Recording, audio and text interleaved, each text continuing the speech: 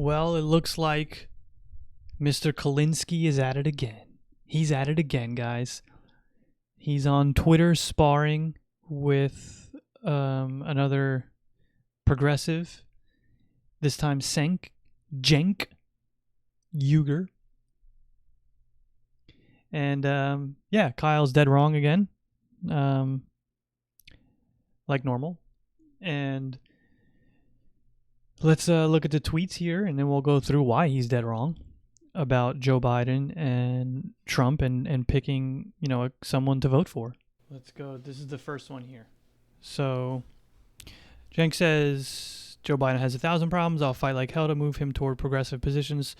I'll almost certainly help to primary him in 2024, but not voting is still taking action. It doesn't make you morally superior to those who make hard choices. It might do the opposite. He's 100% correct there. And then Kyle retweets it and says, wait, so I might be morally inferior for not picking one of the two corrupt war criminals. Am I reading this right?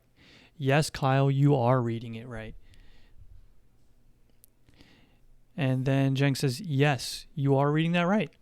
George Bush and Adolf Hitler are both war criminals. Are you saying that not voting for either is an election between the two is the morally correct position? Because it most definitely isn't. Come on the show and let's have a real discussion about it. And then Kyle gets all pissy and says, why would I debate if I'm morally inferior? Can I call you a wife beater and then tell you to debate me on it? Not voting is an option. Stop pretending it isn't and shaming those who choose it. We aren't shaming you while we're on hypotheticals. David Duke versus Richard Spencer. Go. I mean, we all know Kyle's dead wrong on this, right? He's dead wrong. That is actually a great, it's a great scenario, hypothetical that Cenk used there. He's correct, right? So George Bush and Hitler are both war criminals. But obviously, one is worse of a war criminal than the other. There's always a worse. That's what he's pointing out. He's not comparing Trump to Hitler. Like you'll see here. I want to show you this because this is good. Let's go back to YouTube, progressive voice here. Trump is not Hitler, LOL. Yeah, we know that guy. Cenk isn't comparing Trump to Hitler. He's using it as a comparison to show you that there's always a worse choice. Even among war criminals, there's always a worse choice. And Trump isn't Hitler, and Biden isn't Bush. But Trump is the worst choice in this scenario. Especially if you're looking at this from a consequentialist outlook and you're looking for harm reduction, which one is going to have impose the least amount of harm on the country and the world? It's obviously Biden. Obviously, there's really no two ways about it. And Kyle can't get this through his thick head. Like, it's not that difficult to understand. And it wouldn't make a difference if he didn't have such a large platform and such a large following, where now he's telling people, he's basically insinuating that, even if he was in a swing state, he still would probably refrain from voting. That's not the message you want to be sending to people, because if you're in a swing state and, you're a progressive and you obviously can't stand Trump, you need to do the big boy thing. You need to do the grown-up thing, and you need to go vote for Biden.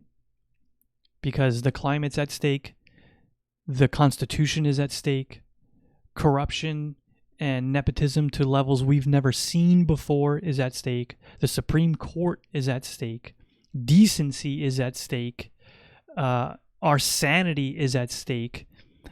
If a potential another disaster comes our way that's anything similar to COVID, with the absolute terrible and just awful job that Trump has done with this, what do you think he's going to do with something else? There's so much at stake that you can't go around if you have, nearly 1 million, I believe, like what Kyle has, 1 million YouTube subscribers, and say things like, even if I was in a swing state, I still might not vote. That's not what we should be doing right now. We need to be doing the grown-up thing. We need to understand that in this instance, the consequential outlook, the harm reduction outlook is the correct thing to be doing right now. I know people say like, oh, every election is always something. We got to do this. You have to do this. So much at stake. But really, this time around, it's really very different. This is the election of our lifetimes. Trump is something that we've never seen before. He has gotten away with almost everything, and he will continue to get away with worse unless we hold him accountable, unless the voter holds him accountable.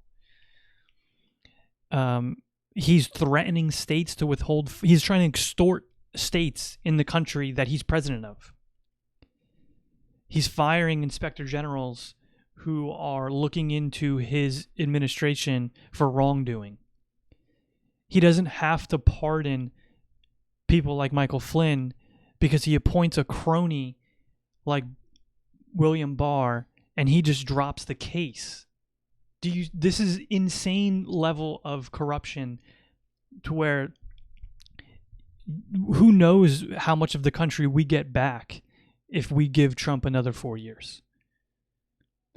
And you have the grown-ups like even, the progressives like Packman and Cenk and many others, the prominent ones who know what's at stake, who understand how to be pragmatic about this, who understand how to sometimes, put your pie in the sky policy ideas behind you for a vote and do what's best for people, do what's best for harm reduction around the world.